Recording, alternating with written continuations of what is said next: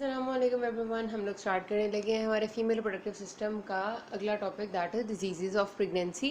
इससे पहले हमने तकरीबन सारे पार्ट्स कवर कर लिए हैं जो रिप्रोडक्टिव सिस्टम या जेनिटल सिस्टम से जिनका ताल्लुक था। इसके बाद सिर्फ और सिर्फ हम ब्रेस्ट करेंगे, जो कि एक अलग और बहुत इंपॉर्टेंट टॉपिक है। ठीक है, तो हम डिजीज़ ऑफ प्रेगनेंसी जो कर रहे हैं इसमें से भी आपके जो एससीक्यूज आते हैं, आई विल मेंशन देम। अभी जो टॉपिक करने लगे that is placental inflammation and infections. ये बहुत छोटा सा आसान सा एमसीक्यूज के हिसाब से एक टॉपिक है जिसमें से आपको जो बातें पता होनी चाहिए वो आई विल मेंशन। तो प्लेसेंटा क्या था? प्लेसेंटा आपको याद है कि एक फीटस का और मदर का कनेक्शन जिस चीज़ से हो रहा होता है, जिससे उनमें ब्लड सप्लाई, न्यूट्रिएंट सप्लाई सारी फीटस को पहुंच रही होती है, वो हमारा प्लेसेंटा होता है। मैं आपको जहाँ ज़रूरत पड़ी वहाँ पर पिक्चर से उसको एक्सप्लेन भी कर दूंगी। इसके स्ट्रक्चर को हमने पढ़ा था कि placenta is a materno fetal organ, कि वो कुछ मैटरनल पार्ट से बना हुआ होता है, कुछ फीटल पार्ट से बना हुआ होता है। उसकी जो अंदर वाली लेयर होती है, एम्ब्रियोनिक पार्ट होता है, वो ट्रोफोब्लास्ट से बना होता है, और कुछ उसका मैटरनल पार्ट होता है। बहरहाल छोड़ते हैं उस डिटेल को। हमने ये पढ़ना है कि उस प्लेसेंटा में इन्फेक्शन कहाँ कहाँ से हो सकता है या इन्फ्लेमेशन कहाँ से हो सकती है। ठीक है, तो उसको जो हमारे पास रूट ऑफ इन्फेक्शन है टुवर्ड्स द प्लेसेंटा, वो दो तरह के हो सकते हैं। आपको पता है कि ये जो हमारे यूट्रस है, it is embedded in the endometrium, uterus में एम्बेडेड होता है। तो एंडोमेट्रियम में जो हमारा, जहाँ पर एम्बेडेड है हमारा फीटस, वहाँ पर आपको पता है कि यूट्रस की कैविटी भी है, ऐसे करके बीच में यहाँ पर सपोज हमारा फीटस है, तो यूट्राइन कैविटी, और यूट्राइन कैविटी का ताल्लुक नीचे वजाइना से भी है। तो अगर हमारे पास कोई असेंडिंग इन्फेक्शन वजाइना के थ्रू आ जाए तो वो जाकर हमारे फीटस को प्लेसेंटा को इन्फेक्ट कर सकता है। ठीक है, तो एक जो रूट है प्लेसेंटा के इन्फेक्शन का, दैट इज असेंडिंग इन्फेक्शन।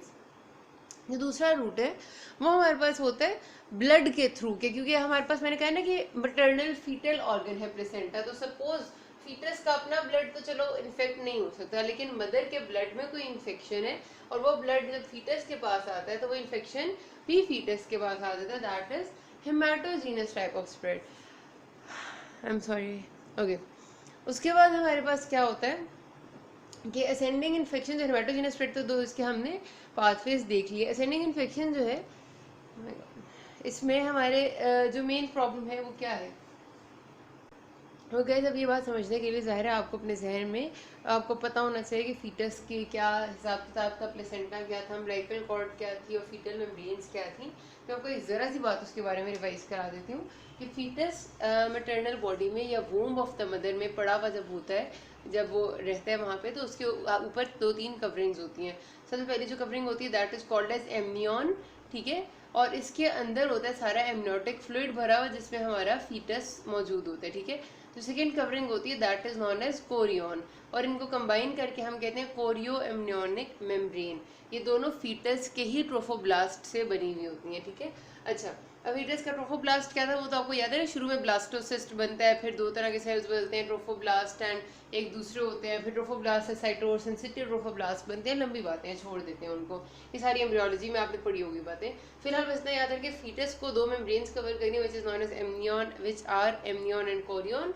और फीटस का connection through umbilical cord, fetus में से क्या निकल रही है, जो वेसल्स और आर्टरीज, यानी कि आर्टरी और वेन लेके जा रही है, वो अम्बिलिकल कॉर्ड है ना, अम्बिलिकल कॉर्ड जाती है और वो जाके प्लेसेंटा से उसका ऐसे कनेक्शन होता है, और यहाँ प्लेसेंटा पड़ा हुआ है। ठीक है, और प्लेसेंटा जो है हमारे पास, फिर उसका ये जो अंदर वाला पार्ट होता है, this is the fetal part, और बाहर वाला मैटरनल पार्ट। जो फीटल पार्ट है उसमें यूं करके प्रोजेक्शंस होती हैं जिन्हें हमने कहा था कोरियोनिक विलाई, बिकॉज वो कोरियन से बनी हुई होती हैं, और उनके दरमियान में फिर फीटस की ऐसे हमारे पास वेसल्स मौजूद होती हैं। ठीक है, तो बहरहाल बताने का मकसद ये था कि अब हमारे पास जो इन्फेक्शन है, स्पेशली जो असेंडिंग इन्फेक्शन होते हैं, वो जाते हैं तो वो क्या कर सकते हैं, अगर वो प्लेसेंटा को इन्फेक्ट कर रहे हैं तो वो एक तो ये कर सकते हैं कि हमारे पास प्लेसेंटल विलाई में इन्फेक्शन कर सकते हैं। ठीक है, प्लेसेंटल विलाई में इन्फेक्शन करेंगे तो बीच में जो फीटस की आर्टरीज है वो भी इन्फेक्ट होंगी। आर्टरीज से आगे अम्बिलिकल कॉर्ड है, अम्बिलिकल कॉर्ड में इन्फेक्शन होगा, उसको हमने क्या कहा, एक्यूट वेस्कुलाइटिस ऑफ कॉर्ड हो सकता है इसकी वजह से। ठीक है,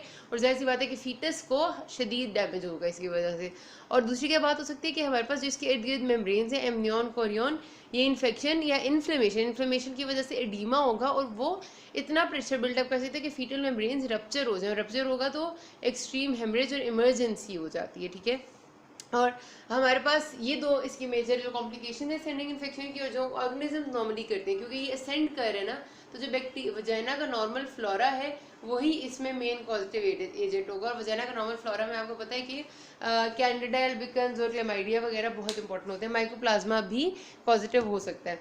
दूसरी हमारे पास है हेमाटोजीनस स्प्रेड, ये तो ब्लड के थ्रू आ रही है, ब्लड के थ्रू आएगी जब मैटरनल ब्लड के थ्रू, तो आपको नजर आ रहा है कि यहाँ पर मैटरनल ब्लड के थ्रू वो प्लेसेंटा के जरिए आ सकती है, ठीक है, क्योंकि मैटरनल ब्लड प्लेसेंटा के जरिए आ रहा है।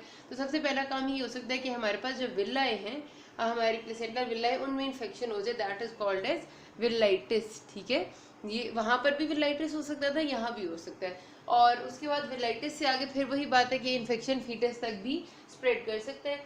मोस्ट कॉमन जो ऑर्गेनिजम्स हैं वो हैं जो कि मदर को ड्यूरिंग प्रेगनेंसी हो और वो फीटस को अफेक्ट करते हैं, ठीक है। वैसे तो कोई भी इन्फेक्शन मदर को ड्यूरिंग प्रेगनेंसी नहीं होना चाहिए, कोशिश ये होनी चाहिए कि उसे कोई इन्फेक्शन ना हो, लेकिन कुछ ऐसे इन्फेक्शन होते हैं ना जो कि अगर हो जाए तो वो फीटस पे बहुत मेजर इफेक्ट छोड़ के जाते हैं, उस पर मेजर असर छोड़ते हैं। उनमें सिफिलिस, ट्रिपोनेमा पैलिडम से होने वाला टीबी है, ट्यूबरकुलोसिस और टॉर्च इन्फेक्शन जिसमें टॉक्सोप्लाज्मा रूबेला, साइटोमेगालोवायरस और हर्पीस वायरस, ये जो वायरसेस है ना ये बहुत हार्मफुल है फीटस के लिए। So they are most commonly causing infection. यहाँ पर ये वाला पार्ट तो खत्म होता है। अब हम करते हैं अगले पार्ट में एक टॉपिक प्रेगनेंसी विद कोई मसला हो, you can ask me. Thank you.